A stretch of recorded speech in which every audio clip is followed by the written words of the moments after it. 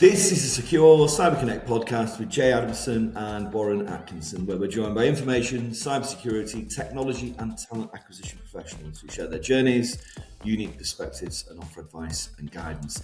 Today we're going behind the scenes at the Convensis NHS Cybersecurity Conference to find out why the current strategy is failing and how to fix it. We're joined by special guests Adam Pilton and Frederick Seaman. Adam spent 15 years in law enforcement, culminating as a detective sergeant leading covert operations and cybercrime.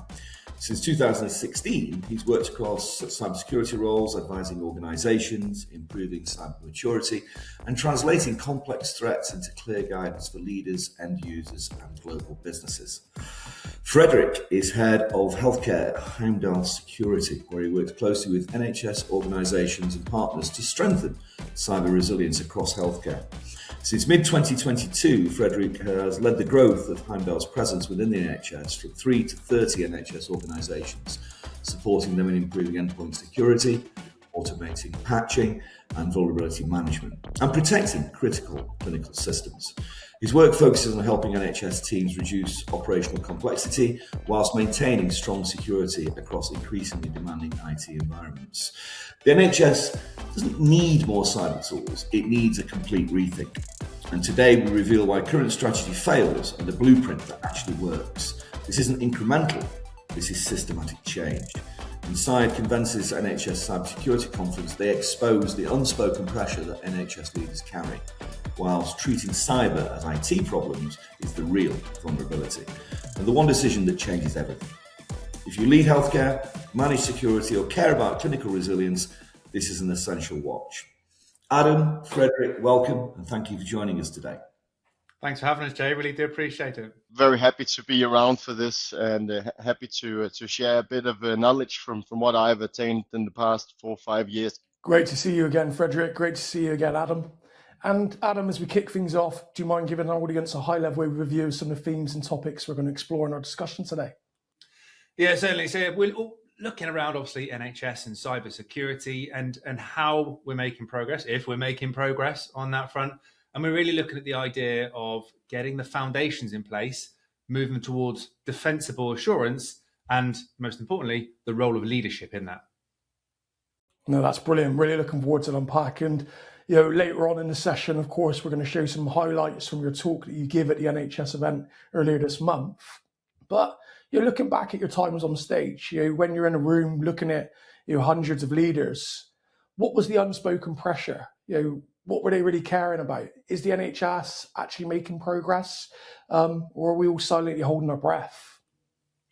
Yeah, so I think there's a couple of things there I'm going to call out. The first thing was when I was on stage, you could see the smirks and the smiles when I was talking about the foundations. Okay, so one of the things I made reference to was basics versus foundations, and how Mark Logston, who's the NHS CISO, he made that distinction in a talk that he did only a few weeks before mine, where he called out, we all refer to the basics of the cyber essentials type controls, MFA, strong passwords, antivirus, vulnerability management, whereas the reality is they're not that basic. So when I spoke about MFA on stage, you could tell who the actual people on the front line were because you could see the smirks in the audience. They recognized that rolling out MFA is not as simple as saying rolling out MFA. There's people involved in that. So there's challenges. It's not that simple. So we shouldn't be referring to these things as the basics. We very much should be calling them foundations because that's what they are. That's what we must build upon. But they're not simple to do by any stretch of the imagination. So we've got to recognize that. And in terms of the pressures they face, the realities they face, the biggest pressure is getting that buy-in, getting that support from leadership. And then that filters out across organizations. But clearly from that room, we had a good mix of leadership and we had a good mix of, or should I say, non-technical leadership and technical leadership. And that's exactly what you need. So in terms of are we making progress? Yes, because of that, because we had that mix. It's simple and easy for technical people to turn up and say, yeah, we need to buy tools. But the reality is security is so much more than just having tools in place. It's about, we've heard it before, but it's people, process, and technology. So we need to make sure we've got that culture, we've got the people, whether they be technical or not, all understanding at different levels, of course, what security is all about and what their role and responsibility is when it comes to implementing strong security for their NHS trust. No, that's brilliant. And ultimately, what's the worst case scenario? What could happen to not just the NHS trusts, but the NHS and UK if things do go wrong? Certainly. Well, the worst case scenario is business as usual stops. So, and we have seen it happen where operations can't run, blood can't be delivered. Everything that we just take for granted, the fact that when you turn up to A&E, the receptionist is waiting there and they take your details on the computer that's running, all those things that consider basics are not there. And then all of a sudden, when we move to paper, no one knows what they're doing in all honesty, because it's not something we do, it's not something we rehearse. So it makes things difficult, it slows things down. And that's ultimately where, and we have seen it happen, it costs lives, or it can cost lives. So we obviously want to avoid that at all costs, and we want to make sure that we've got a resilient NHS. Frederick, we keep calling our sector cybersecurity.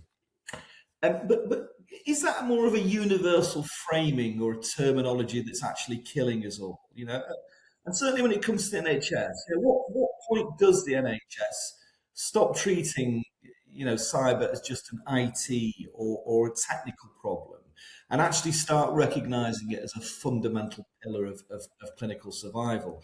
And what happens to the little left of public trust if we get that wrong? Because let's face it, the NHS is hardly held in high esteem on a good day. Exactly. Yeah, I think you're exactly down. One of the challenges that we experience a lot, especially from a vendor and the supplier side to the NHS working in cybersecurity. One of the fundamental issues that we have is that IT security or cybersecurity, however we want to phrase it, is treated as a separate category. It's something that people know it needs to be done because they've seen the news, they've seen the issues that's encountered all across the NHS. The issue is we still treat it as a separate exercise. And I think that's where things, they start to become challenging. They start to create noise, start to create friction. And fundamentally, what we need to do is that we need to pivot from calling this cybersecurity to digital resilience. That's exactly how we have tried with the efforts that we have done in trusts all across the country. We get to a point where you have a team effort rather than an actual cyber silo that does everything for you. And when you start doing things as a team, things become less tedious. Let's say it like that. It become less tedious. And tedious I think, is one of the issues that you see in cyber operations today, because ultimately we're trying to protect patient data. But who actually worked with these patients is not the cyber team. It's not the infrastructure guys. It's the nurses. It's the clinical folks. So if we start treating cybersecurity as clinical safety rather than cybersecurity, out of a sudden we have a whole team of people that feels responsible. They feel they have got an actual impact when they log onto their device on an everyday basis, and they start to do stuff that obviously they don't treat as cyber. But if they are aware, if they know what's going on, and if they pay attention, that can make the difference. That's going to make it or break it. And i.e. in another phrasing, it's going to either make the trust go in the news or not. And I think that's where we're at now. That's a pivotal point where we see trusts are performing more and more exercises to get their employees to take this responsibility. But it just takes time. Absolutely. And look, in terms of I guess looking more into sort of common assessment frameworks, what are the main principles that create the most operational friction for the IT teams within the NHS, and how do the more successful NHS trusts within the organisation balance that sort of CAF compliance with the obvious limited resources that they've got, and I suppose the consistently busy clinical environments that they work in? Great question once again. And I think what we see is that the organizations that drive success with CAF compliancy are the ones that's not concerned about being compliant with CAF. They're concerned about protecting their environment. They're concerned about delivering the actual solutions that's not just going to tick a box, because you could easily get your way around ticking boxes by doing a lot of manual work. But if you start focusing on what is the actual purpose of doing this, and how do we get there by implementing a smart solution that works for us in the background, that's the fundamental point. We see a lot of the trusts we work with that has great success with the implementation of CAF. Now CAF 4.0, of course, is on its way as well, and everyone's worried what that's going to entice. But effectively, it all means that someone from an actual central perspective sees that there is points for improvement. And that's where it becomes fundamental to the individual trust to say, well, this is actually a direction that will help us gain more protection, more insight, more transparency, not only tick a box to make sure that the higher ups are satisfied, but actually give a second level of robustness. And obviously that governance and risk management, it's an integral part of it, because you cannot do anything of this if you cannot document that you've done it.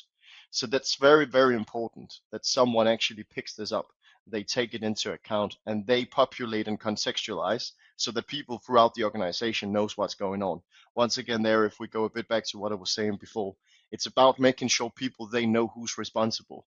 And ultimately, yes, someone needs to do the actual documentation. Someone needs to do the actual implementation.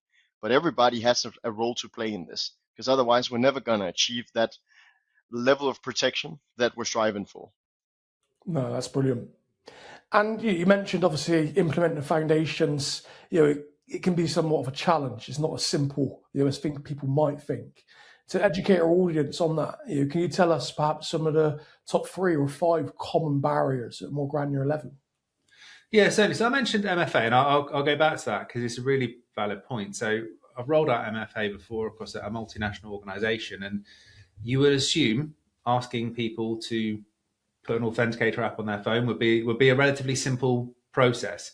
But the reality is we're all different, aren't we? And some people in that scenario, some people push back and they said, well, that's a work app and I don't want it on my phone. So they refused to do it. And as an organization, there's not much you can do when someone refuses to do it other than try and find a solution to that, which may be other technology or providing them a phone, additional cost, additional work, and it slows things down. It makes things more difficult. So things like that is exactly what makes it difficult. Vulnerability management, that's another, it's a really, really important area, but there's almost 2 big problems here. The first, there's a culture around vulnerability management that's almost accepted across all organizations, across all tech teams really, that it's almost acceptable to have vulnerabilities. You wouldn't be embarrassed about having vulnerabilities in your organization because everyone does. Whereas you would be embarrassed if you had a weak password that was your dog's name, because culturally everyone's now accepted that you have to have a strong password. But yeah, when it comes to vulnerability management, having vulnerabilities, so, and just to clarify what I'm saying here, vulnerabilities could be, for example, a patch which improves your security or is the latest security feature where you simply just need to click update on your computer, whether that be at your operating system, Microsoft level, or it could even be the latest Google Chrome update. Having these vulnerabilities is essentially leaving backdoors for cyber criminals to get into. Having those in place, obviously, is a serious risk. What we're seeing, and what I've seen multiple times, is that technical teams, IT teams, they know they've got these vulnerabilities and they don't feel that pressure to resolve them because there's so many things to do. So for me, MFA, vulnerability management, strong passwords goes without saying now. I think everyone recognizes that. But really, it's all about, at the top, strategy and culture as well. Yeah, most definitely. And also protecting our home networks. Of course, the work world and the personal world is converging. We've got a lot more workforce working hybrid now, as opposed to just be working from home. But ultimately, this needs to come down from the top. We need leaders that inspire and set standards, walk the walk. And we often see non-technical leadership shy away from cybersecurity. You often defer in it from a decision perspective to the IT teams. So why should leaders be taking more responsibility for something that they don't truly understand? And how can they do that effectively, Adam? Yeah, and that's a really good point. And I often refer to this as the 3 islands. So you've got the technical island, you've got the non-technical island, and then you've got the island where those 2 teams, the non-technical and technical, converge. And we all now need to be stood on that island where technical and non-technical converge. And it's because essentially the world around us is changing. So back in 2007, we had our first cyber war. It was Builders in Estonia. And off the back of that, that's where this whole compliance culture has started. NATO recognized that, you know what, we don't have our ducks in a row when it comes to cybersecurity. So from that, we started seeing this evolution. We're now in 2026. We're very much there. Compliance it's almost a North Star for a lot of businesses, which, as a tangent, it shouldn't be. However, we're very much there. What we're seeing now is the language used both in Europe, NIS2, for example, and in the UK by the National Cybersecurity Centre, government-led organisation, is that accountability is here. So if you are a senior leader, then you are accountable for your cybersecurity of your organisation. And you cannot default your decisions to the IT team because they're technical and you're not. You need to be making those decisions.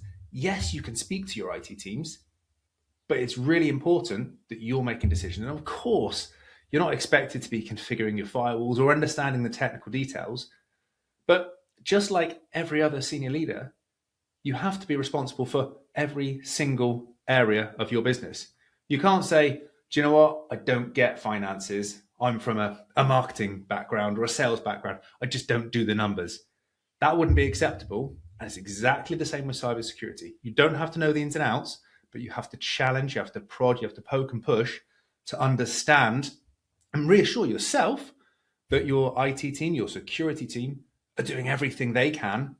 And essentially, I mentioned it before, but that strategy, you are very much involved in the strategy. You know where you want to go. You know what your roadmap's telling you. And you are keeping your IT team, your security team accountable to making that progress you need to make. That's some strong messaging. Appreciate you sharing, Adam. And look, it's no secret that most of the NHS trusts have, complex and crumbling, aging infrastructure. And that obviously, that infrastructure has, it's having a major impact on the organisation's overall ability to meet these CAF or CAF expectations around vulnerability management and patching. So, how do they deal with that? How do you cope with that? Yeah. So there are a few very, very clear and very straightforward directions to take in that. And obviously it's always a balance, because you have to, at the same time, remember that all of these trusts, they're under scrutiny from public all the time. So every time they do spend money somewhere, they need to be able to justify that, right?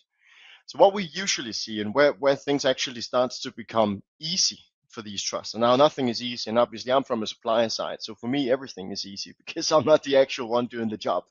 I'm just providing technology, and I'm providing actual advice to be able to actually be able to address concrete challenges in an NHS live environment.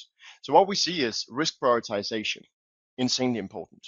We need to be able to focus on the actual clinical impacting assets first. And the only way you're able to do that is by also having that overview, having that transparency. So being able to see what's actually going on and prioritize based on your exposure, very important. The other thing that we see, and this is where that transparency, that visibility comes into account, is having layered controls. Because you can have all the best technologies in the world, but if they're all in one single place of your environment, that only allows you to detect suspicious, malicious, whatever activity in that single part or in that single layer of the assets, you're never going to get anywhere. So the layer approach is really where we see a fundamental change to not have an overview, not having structure, not being able to protect as you actually need to, and out of a sudden making a real impact. At the same time, of course, and this is where it becomes interesting, because with layered controls, more alert fatigue comes, because out of a sudden you introduce more agents, more risk, more tooling into the estate. That's why automation is key. You need the automation. And whether that you achieve that by having a consolidated approach with one vendor that can do multiple areas, or you decide having multiple different vendors, but then you obviously build an automation about or around that. That's where we see the success actually happening, despite having that lack of resource, a lack of actual technology, a budget to buy everything, or the latest and the greatest, so to speak. Yeah, it's often felt like fixing the NHS's IT has been like painting the San Francisco Bridge. It's a never-ending job, and whenever you get to one end, you have to start again. Do you think AI and automation, if implemented correctly, will actually be the salvation of of the NHS in terms of IT infrastructure? Yeah, it's a great question. I think at some point we will see a different future than we see right now. Right now, the future with AI is still fairly uncertain. We know what's going to happen roughly, but we don't know what actual capabilities this holds within cyber. Every single vendor out there is right now. Heimdall is as well. You'll see it with every competitor that we're working against or they're working with. Everyone's trying to build the new standard.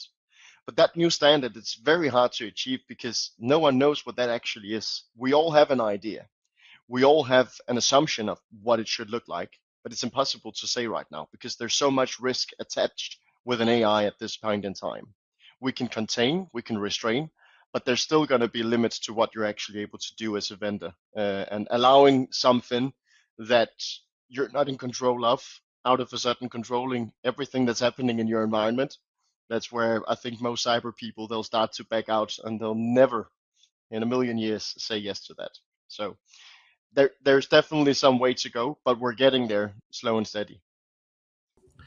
So to understand how we fix this, we need to look at the blueprint. You know, we're going to switch to Adam Pilton live on stage now, breaking down why we must stop maintaining the status quo and really start engineering a more resilient and robust future for the NHS.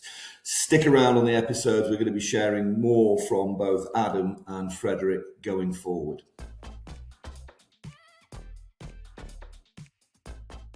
I was a police officer for 15 years, latterly leading what's known as the Covert Operations Management Unit. So 3 distinct teams. The Covert Authorities Bureau being one of them. These guys are responsible for obtaining covert authorities in relation to covert activity, whether that be in the real world, so physical surveillance, or the digital world, so essentially hacking. Second team, the communication data investigators. Now these guys and girls are responsible for obtaining communications data from the likes of Google, Facebook, Apple, and then more locally from our telephone providers, Vodafone, EE, and our internet service providers, BT and TalkTalk. And again, 2 types of information. Communication that leads to you, a telephone call potentially, the written message within an instant message channel, social media, or even the other side, our devices, how they're communicating. So MAC addresses, IP addresses, that type of information. And then the final team, which you may have been expecting, is the cybercrime team. Now, the cybercrime team responsible for conducting cybercrime investigations, but also providing tactical digital advice in relation to traditional investigations, from harassment through to murder. After my time in the police, I moved into the private sector, where I worked as a consultant for a multinational organisation. I then worked for the largest certification body for Cyber Essentials in the UK as a Cyber Essentials and Cyber Essentials Plus assessor. I'll be touching on those experiences as we go. But to start with, what I'd like to talk to you about is the investigation that I conducted whilst in the police, whilst in the cybercrime unit. And I ended up highlighting straight away. This is from a solicitor's firm.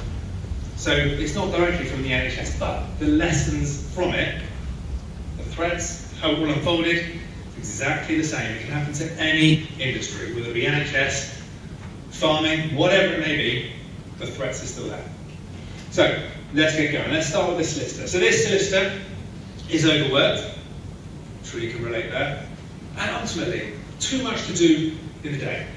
The firm that she works with has good security in place. They've got all the certifications. Nobody can log on outside the office. Due to allow listed, they have to work from the office. They can't work evenings and weekends. And this is a problem for this solicitor because she can't keep up. She doesn't want to tell her boss that that's the problem. So she finds another way. And unfortunately, this other way involves creating a Hotmail account. Now this Hotmail account has her name, has her solicitor's firm, and it's just at hotmail.com. Now she didn't tell anybody that she did this. She decided to do it to get around the problem.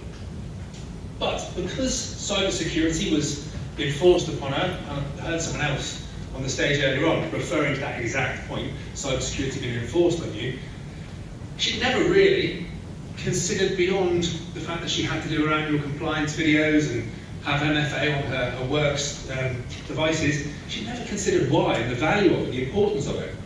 So this account that she created didn't have MFA, had a very weak password, And it was discovered. It was discovered by a cybercriminal. But she didn't know that. And she was speaking to her clients, evenings and weekends, and to all intents and purposes, everything was going well. It was working for her. It had resolved the problem that she had. The boss was happy, she was happy, and ultimately the clients were happy. They'd been served. But this cybercriminal, they got into the account very quickly, and they didn't do anything. They sat, they watched, they waited. They realised they'd struck gold. A solicitor was contacting their clients, and there was no security. No one's ever going to spot this cybercriminal. So what they did is they created a second hidden inbox within this account. All emails coming in would go into this hidden inbox, and this was controlled by the cybercriminal.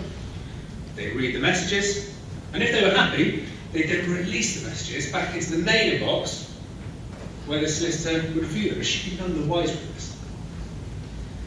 And this kept going. Send messages as well would go into this hidden inbox. It kept going back and forth. Until one day, there was a certain conversation that caught cybercriminal's attention.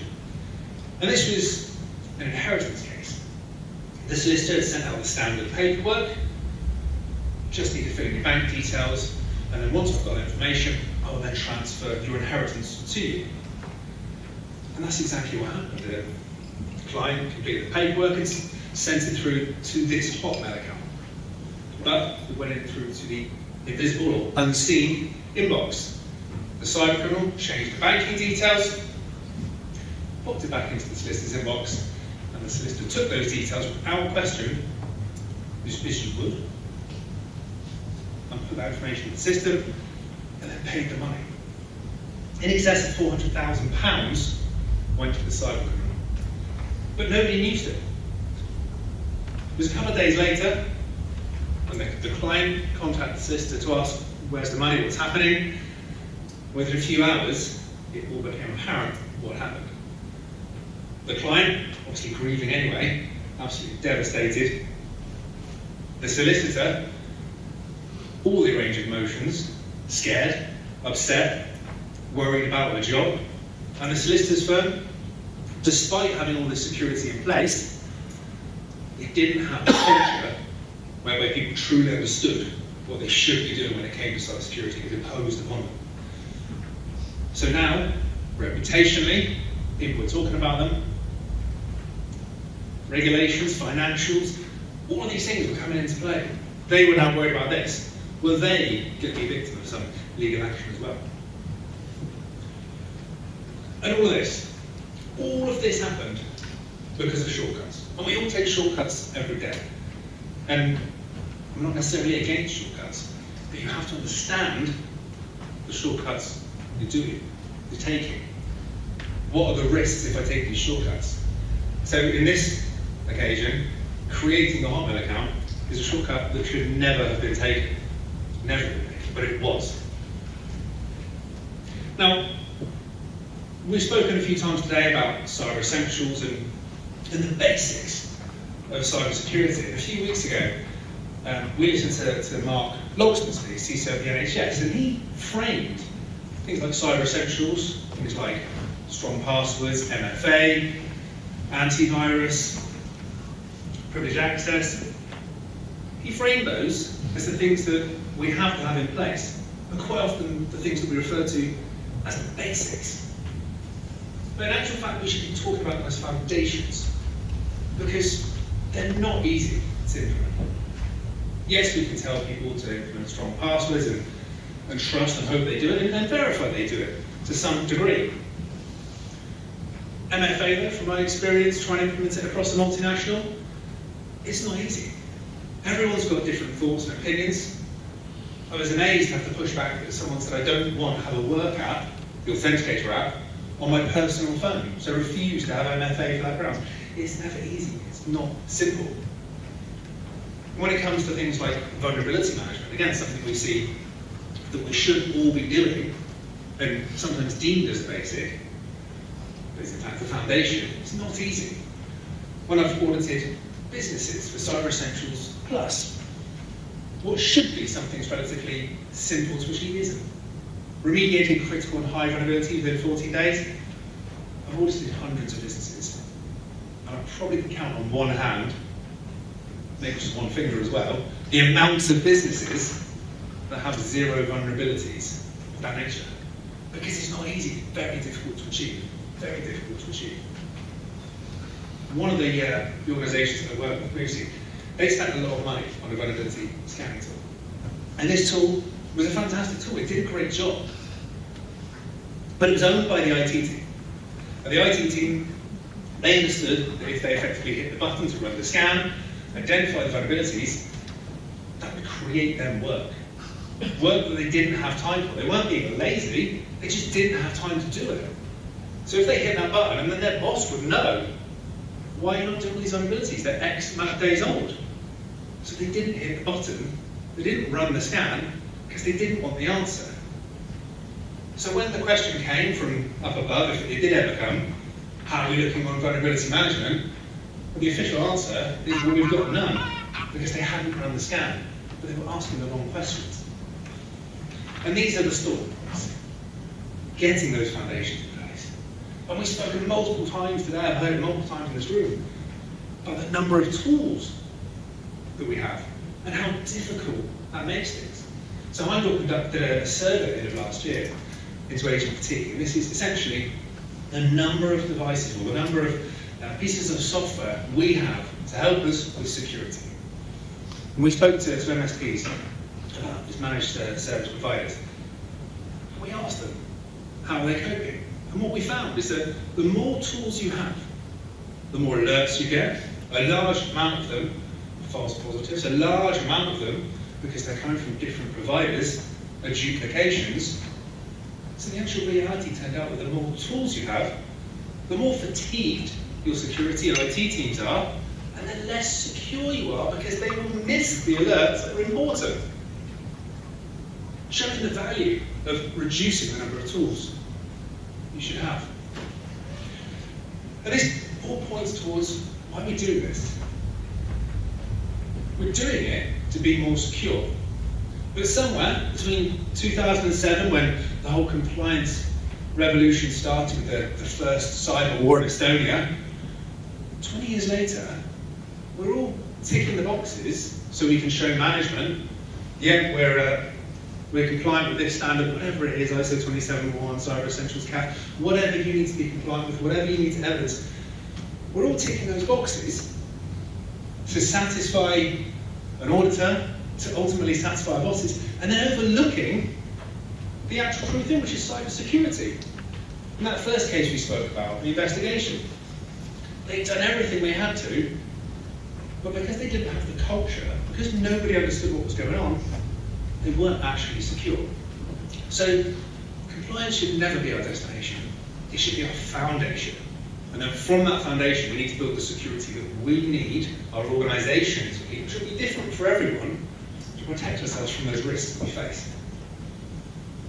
So, how do we do this? It's easy for me to stand up here, click a number of buttons and say how we do it. It's not easy, but it's at the strategic level. That's certainly what we've seen from all the feedback from successful people as to how to achieve it. So we need to understand our risk position, not just what our policies tell us. We need to be able to evidence our timelines when it comes to vulnerability management. We need to be able to control privilege access. And this is big. The amount of people that I've worked with, seen that run on an admin all day long, because it makes their life easier, life simpler, is worrying. We need to make sure we are effectively managing vulnerabilities. And when it comes to confidence of leadership, particularly non-technical leaders, we need to be confident to take questions from the room, to answer questions, to know where we're at. We need to be comfortable in receiving challenge, in challenging ourselves. And one thing I like to point to, which I've seen time and time again, is that in the world at the moment, we seem to have one island, which is our technical people, our CISOs, our IT managers, security teams, IT teams. Another island is leadership. Very rarely do you see someone that can stand on both those islands. And because of that, what we see both before, during, and after a cyber attack, but it's particularly relevant during an attack, is that our leadership teams will turn to the IT teams, to our technical people, and take advice from them, which is what they should do. But they don't challenge, they just accept, because they're not comfortable challenging. And that becomes important because accountability is very much here now. The language is changing. Look at regulation, like NIS2, accountability and the governance piece is very much there at the top level. Listen to the language used by the National Cyber Security Centre. They've made it very clear. Accountability, even if you're not technical, is here. So if you are in that situation of being in a cyber crisis, and you turn to your technical team and they give you advice, which is right advice, correct advice, but it comes from a place of being technical. So they're talking potentially about securing the network or recovering the network. The top of the table, leadership on technical, needs to be looking at how they protect the organisation, which can be, and generally is, a very different question. So, let me introduce you to Heimdall Security.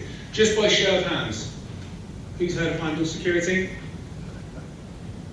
Perfect. Not enough of you, but all of you now. So Heimdall Security, been around since 2011. Normally, I would introduce Heimdall Security as a tool for unification. We've got the broadest tech stack in Europe, cybersecurity tech stack in Europe. For those of you that have spoken to us outside, you would have seen the number of products we've got, and they're all our own products. We built them all, they all speak to each other, so it unifies the data you've got. But for this audience, I know it's a slightly different picture, because what it's all about is filling the gaps that Microsoft leaves you. And that's exactly what we can do with all of these products. Whether you want all of them, one of them, a couple of them, whatever it may be, we help you fill those gaps. We work with Microsoft to enrich the data you've got so that you can make informed decisions. So that your technical teams don't suffer with agent fatigue. So that your leadership, non-technical leadership, can review the reports it's put up based upon compliance framework, but dig deeper into it and understand it. Whether it be email security, patch and asset management, privilege elevation, delegation management, all of the tooling is there for you. So, I just want to wrap up today by highlighting the key points of the messages that I've come for you today. First one, compliance is essential. Do not think I'm not suggesting compliance is not essential. But it is not the assurance that your organisation needs. It's the foundation. Complexity and culture can undermine these foundations. We cannot simply just impose security on people, like Nazir was saying now. We need to take this into our personal lives. People need to understand that cybersecurity isn't just something you do when you log on at work because it's enforced upon you. It's something that we have to do throughout our lives. And finally, defensible assurance requires leadership challenge. It's absolutely vital, technical or not, that you provide that challenge, because accountability for cybersecurity is here for leadership across the board. So, everyone that's here today, we are at the second table as you come in. If you would like to talk to myself and Fred gives a wave at the back. We are here. Fred's come all the way from Copenhagen, so it's a shame not to come and say hello to him. We've got an offer for you today, which is that if you pick any of our security essentials solutions, we'll give you unified endpoint management, complimentary, and 6 months remote desktop management. So please do come and speak to us about that. And the final offering from myself is, just by show of hands, who is working with Cyber Essentials? Who uses Cyber Essentials in their supply chain? I expect a few more. There we go.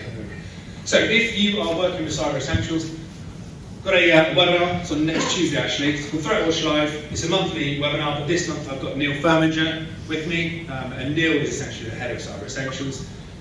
As you may have heard, there's some changes coming to cyber essentials in April. This is an opportunity to hear him being questioned about it and also to ask questions yourself. So QR code in the bottom right corner there. Please do sign up for the webinar. If you can't make it live, I will send you the recording if you do register. If you don't want to scan the QR code, it's heimdallsecurity.com/webinars, but please do join us and thank you very much for your time.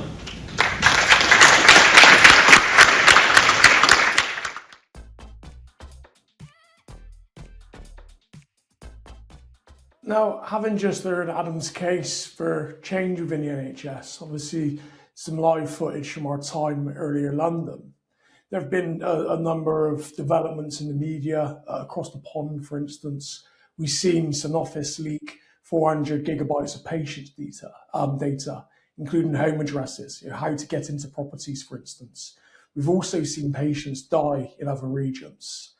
And here in the UK, for instance, the ICO had recently fined Advance over 3 million. So my question to you, Fred, is at what point do you see boards stop treating cyber as IT and start treating it as a criminal liability? Yeah, so I think the unfortunate truth in that is that it's rarely people realize before it hits themselves, and this is sadly what we experience in the vendor space. That very often you have to get burned before you know it's not a good idea to touch the hot plate. I myself is a victim of that, and we obviously in cyber see it with all organizations across industries. This is not limited to the NHS. It goes above and beyond. What we have found, and that's obviously, I think, what comes out good in this is that very often when we have an attack that happens, this becomes public information very, very quickly. So it's very easy for other organizations to look at this and then take that experience, take that new learning and implement some sort of security controls to protect against that exact thing. I think that's one of the better things that comes out of this recent development in how we treat cyber incidents is that it becomes public information very quick, and you don't, as you used to do, and now obviously I used to do this is still 10 or 15 years ago, but it was not something you spoke openly about. If something happened, if you lost data, if you lost anything, you didn't say it to anybody. You kept it a secret as long as possible. That has changed, and I think that's one of the better things, which is also where we see both people that don't necessarily know IT or know cyber, they understand it. Coming back to what I said in the beginning of this call, that fundamental change in having people in the organization taking responsibility, these are the things that also motivate them to do that. Because if they out of a sudden have imprinted in their mind that their name might be associated with something they see in the media because their organization is hit because they didn't pay the due diligence they should, that's probably one of the better things that actually makes people take responsibility, right? Even though it's never a good thing, and obviously we do everything in our cost and in our power to avoid it and help our customers avoid it. The good thing that comes out of every cyber incident that happens is that one organization will pick it up and say, all right, we need to do something about it. No, I appreciate you sharing. And what are your thoughts on the Middle East at the moment? We see a lot of cargo ships obviously stuck within that strait, and we see insurers now not looking to pay out. And we understand sort of from a long-term perspective, there's going to be an adverse effect to the supply chain, especially when it comes to medicines and chemicals that are used within the NHS environment. Why is that important at the moment? Why do security teams need to be perhaps more vigilant in this heightened state of alert? Yeah, so this is a bit outside what I usually work with and my remit. But what I will say, and what we see at least from our perspective, is obviously we're currently in a stage where we are assessing the risks, assessing the threatscape. Everything evolves, and it does every day. We as a vendor know that. We gather intelligence not only by ourselves, but also with our own AI capabilities. We scan millions and millions of domains every day. We know that the threatscape is ever evolving. We're very, very aware that there is no point in trying to protect against everything because you can't. But the more controls that you can put in place, the better. And that's also why you see central bodies of the NHS go out to their suppliers and proper ask them, please, can you attest to do your utmost to obtain this level of security, because that's where we know you having access to our systems is not going to cause us any harm. I'll say cause us any harm. Nothing is 100%. We work in cyber, so that's probably a bit of an over exaggeration. But effectively, we're trying to get to a point where fundamentally everybody understands that it's a responsibility that's spread not just for an organization, but also everyone that works with said organization. It's a lot about responsibility. It's a lot about the human risk element of working with anybody. And that also comes again when new conflicts arise in the world.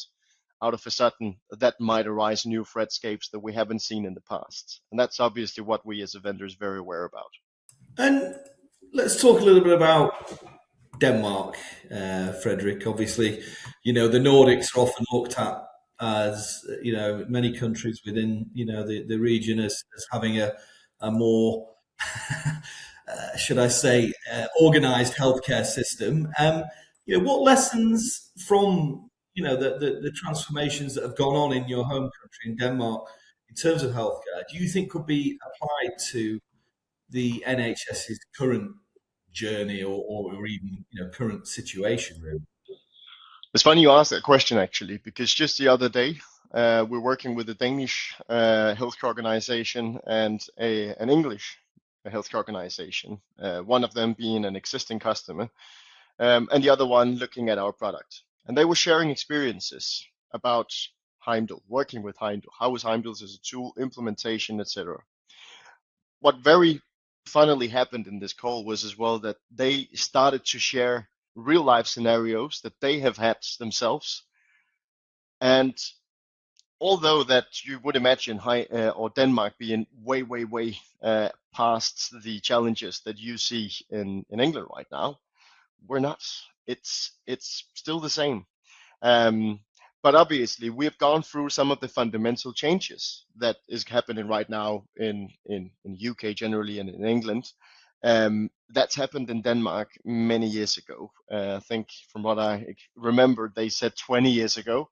Some of the changes that has happened was for the English healthcare organization happened in the Danish healthcare organization 15 or 18 or 20 years ago. I can't remember the exact number, but effectively, what I think is really good, and what I think we need to do more and more, and this is the vendors that needs to help facilitate this sort of knowledge sharing space, is to see, all right, well, we all work in the same industry. Yes, there will be changes to how we have done things, how things has been set up, but the systems are the same. They all work with the same systems, and ultimately they all have the same end goal. They need to be able to offer the best patient care in the world, and everybody wants that. So what we see as an organization is that there isn't that much of a difference. Obviously, the challenges, they differ, but they do that as well in England from organization to organization. But in Denmark, we have been through the digitalization, as you've also rightly mentioned, for many years. The issue is the systems very often are the same as you use in England, as you use in Norway, as you use in Germany. It all comes down to the fact that a lot of these systems have got some challenges. Some of that will be legacy, for an example, right? You will have legacy systems, and these legacy systems are insanely hard to do anything about. Because when you do have a legacy system, you introduce risk. You need to assess that risk and you need to contain that risk.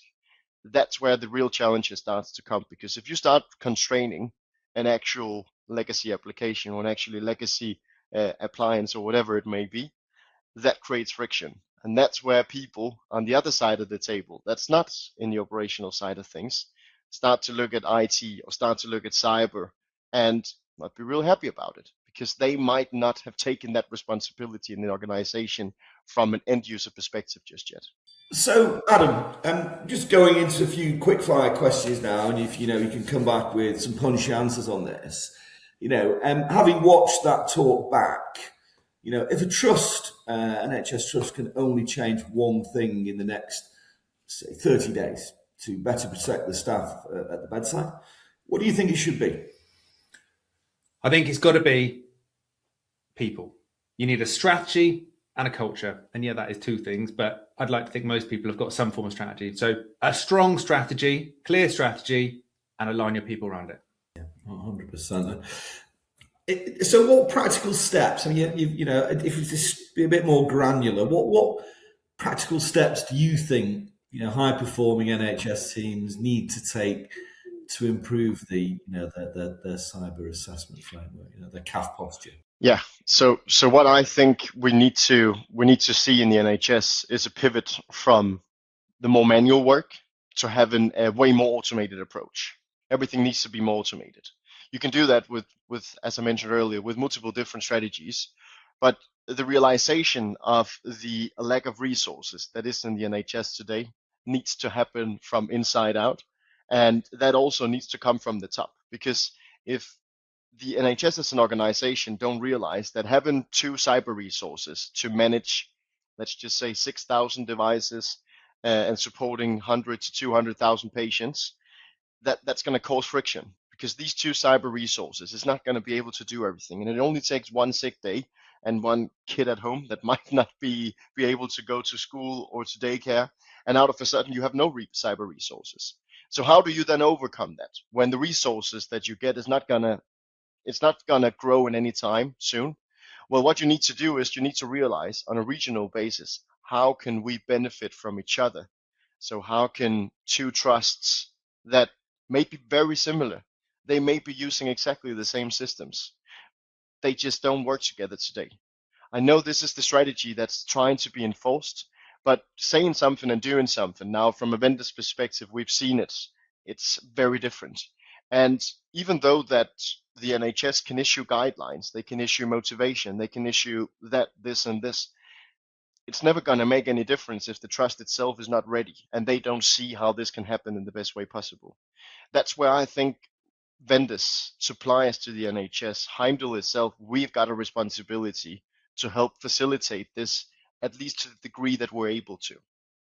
So that's pretty much where we see from our perspective, the high performing NHS teams, they improve, they do it by working together, and they do it by actually utilizing the resources available to them on a regional basis.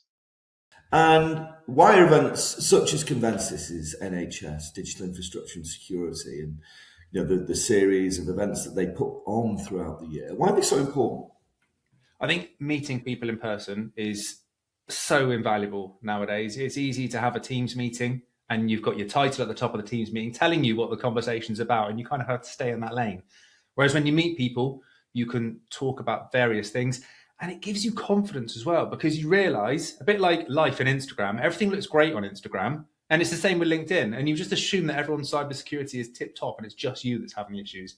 Speaking people face to face, people more frank, more honest, and you can share, do you know what, we're doing this well, and you can hear what other people are doing well. So you come away essentially educating yourself. And Adam, are there any tips that you'd share with those attending these sort of events for the first time, for instance? Do you know what? Get stuck in. Everyone feels those nerves, particularly the first few events you do. The more you do, obviously, the more familiar and comfortable you come with it. But you feel like, you don't want to engage with people. You'd rather just sit at your table, listen to your talks. My advice would be just go and speak to people. Even if it's a case of just having a chat with some vendors and you're listening to their talk, even if you're not interested in what they're saying, it just breaks that barrier, and it makes you feel comfortable. But go and talk to people and be open, honest, and frank. I appreciate you sharing. And Jay, from your perspective, any tips you can give individuals that are attending these events in the future? I just think it's about, as you say, it's networking. It's make the most of it. Don't be frightened to speak to people. Don't be frightened to share.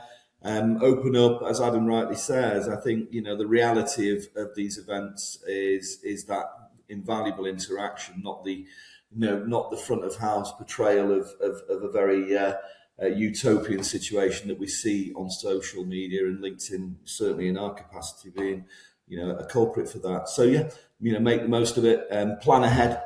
Make sure you know what you want to get from these events. I think that's always, sage advice. And enjoy it, and don't be frightened, as I say, of recognising that there's we're all in the same boat. Everybody has their challenges, and sharing is caring, and all of that. Certainly agree with that. And to our audience, if you've been enjoying the session, be sure to hit the like button. Of course, myself and Jay are going to be at future events, filming live panel discussions as well as interviews. So ensure that you're registering for the events that come up. We'll certainly leave some links for that in the description of the episode. And Fred, you've personally helped grow Helmdale's NHS footprint significantly over most recent years, from 3 to 30 plus organisations. What's the most important lesson you've learned along the way working with NHS cyber and IT teams throughout that journey? It's a good question. I think one of the fundamental changes that I have had myself is adapting to the NHS, because I've always had this idea that all organization was to some degree, also all industries, let me rephrase it, all industries to some degree had similar approaches to how they are organized, how they're structured. The NHS is nothing like anything else I've ever worked with before. And what I've seen over the years now is that there is a will to do better. There is a will to do more with less. And I think that passion, which you see from people working in the NHS, people don't seem to go in other industries that often. They seem to stay within the NHS for many years. That's because the system that's built and the actual ability to make a difference in your work, even though that you just work IT, you don't work IT. You support and supply sustainable infrastructure that supports patient care and that actually makes a difference for people, maybe your own family, maybe your own relatives, network, etc. The people you engage with and you actually live with, they can be affected by the work that you do. And that's something that's just so different from anything else. That's also what I found in the NHS. I used to work in Iceland. Not sure if you know Iceland, but Iceland is this very, very small community of 350,000. I'm not sure if they're 400,000 now. Everybody knows each other, it seems. And when I worked in Iceland, it was great to know everyone, because I could name drop one and they would know that person. Then I started working in England and I worked different industries. I could never name drop anybody because people didn't know each other. It was a very different market and a very big change for me. Moving into the NHS, out of a sudden, I felt I had somewhat resonating, or something resonating to what I felt when I worked Iceland, because out of a sudden, people, they started to say, all right, well, yeah, actually, I've got this old friend of mine I used to work with for this trust. They might benefit from what you're doing as well. And that referenceability, that sort of passion for what people do, and the reason why you as a vendor has been put forward to other people in their network, I think that really made me realize, all right, working in NHS is just like nothing else. Even when you look at Denmark, we have got, if you compare it like for like, we have got 5 trusts in total. That's it. And you could even say these are ICSs because there are obviously a number of hospitals, but they're all centrally managed from an infrastructure perspective, right? In England, now obviously I know that the numbers has just changed, but you've got roughly 200, or you used to have roughly 200 trusts that all obviously had their own separate, own individual way of doing things. But the knowledge sharing and the networking, that's very different. And that's really where I see we as a vendor need to adhere to that as well, which is also why I'm talking about the responsibility we have as a supplier, because it's very important that you also bid in with something, that you as a vendor deliver value more than just the technology. And that has also helped us guide the product in the right direction, because the way we can take input from the trusts that we're working with makes sure that we can build a better product for the next trust that will adopt the solution, and of course the incumbents as well. No, that's brilliant. And yeah, one thing that really resonated when I met you and Adam during the Conventus London event was that you're both in the team are very mission focused, and that certainly aligns with those that are operating and protecting the NHS. And I know a lot of the attendees were thankful for that. I personally witnessed you taking them aside to comfort them with their concerns, especially around the changes that are going on within the industry. So I want to take the opportunity to obviously commend you for that.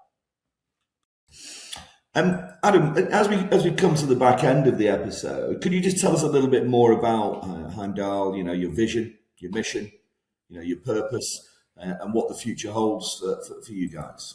Certainly, yeah. So Heimdall Security, we're a Danish-based company, but we're global. Obviously, I'm based here in the UK. We've got a London office, but Heimdall Security is a little bit different because everything that we have, all the products that we offer, all the security products we offer, they've all been written by us. We haven't white labeled any of our products, and we've got the broadest cybersecurity stack in Europe. So whether it be email security, whether it be ransomware encryption, whether it be automated patching, and many more, we have it all under our roof, essentially. So unification is the key message when it comes to Heimdall. We hear a lot about what we've described as agent fatigue, or some people call it alert fatigue. This is when security teams are being bombarded with alerts, bombarded with information. Lots of them false positives, but that doesn't make any difference when you've just spent 45 minutes, an hour trying to figure it out, and it's all for nothing. And that's where Heimdall comes in, because with that unification piece, all the products that you have within Heimdall, whether it be 1, 2, 3, 4, 10 plus, they all speak to each other. They all work together. So that enriches the information that you get, and it allows you to make better decisions, and it reduces the amount of time it takes, as well as it reduces the amount of admin you've got in terms of if you're having monthly or quarterly meetings with all these different vendors, well, that's all someone's time taken to do that. In Heimdall's case, that's one person you need to speak to. And because of that, it reduces your costs as well. And of course, I should mention, we do have a 24/7, 365 SOC, which is very much of value in the modern world we're in now. And looking ahead, Fred, what does the future hold for both yourself personally and Heimdall? Brilliant question. I hope that we in the future will look at Heimdall and associate that with a backbone to the NHS. I think every person that works in healthcare from a vendor's perspective will say this to you. We hope to be one of the vendors that can help drive change. We hope we're one of the vendors that can help implement the automation, implement AI to the extent that it actually still satisfies the cyber people. We hope we can help actually make more for less. And by that, I mean making sure automation in a non-siloed system actually delivers what it needs, that it doesn't rely on APIs that may need a manual input, that we can help automate the tedious tasks that takes away all the actual value creating resources today. And I hope at some point that we actually have the product that will be an integral part to any cyber strategy for any trusts. The way that we get there is only by making sure that we get inputs and we get help from the customers that we have within the NHS today.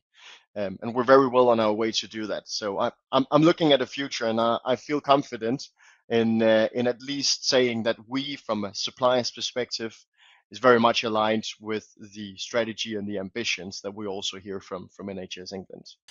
Well, look, as that all that leads to say really is, if any of our listeners who want to stay connected, beyond the Secure Cyber Connect, community podcast and the platform as a whole, is it just LinkedIn, or is there anywhere else that they can reach you?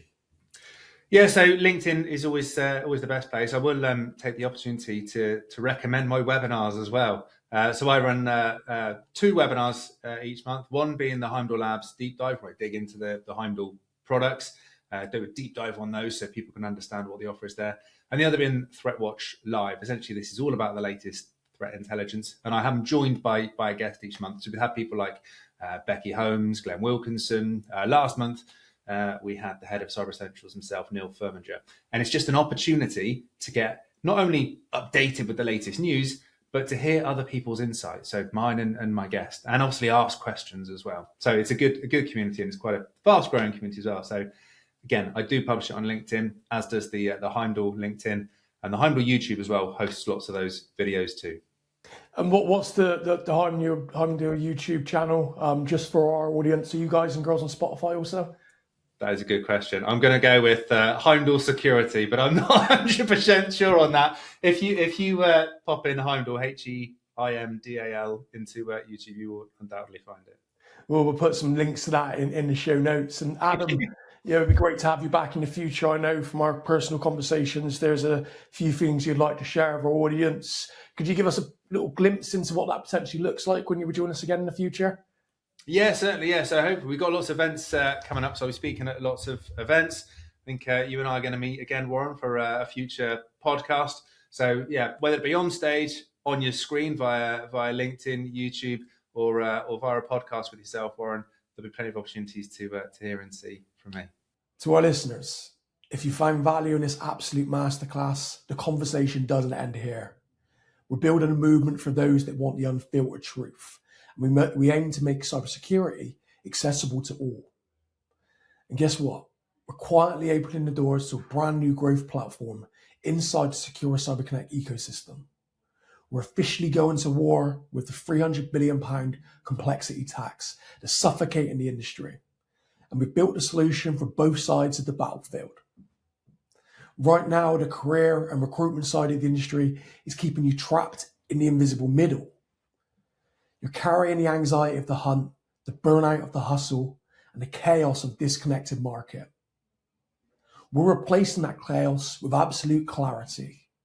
We're not only offering the world's only video-first job board exclusive for information cybersecurity industry, but we're also handing you an arsenal of tools, resource, and opportunity.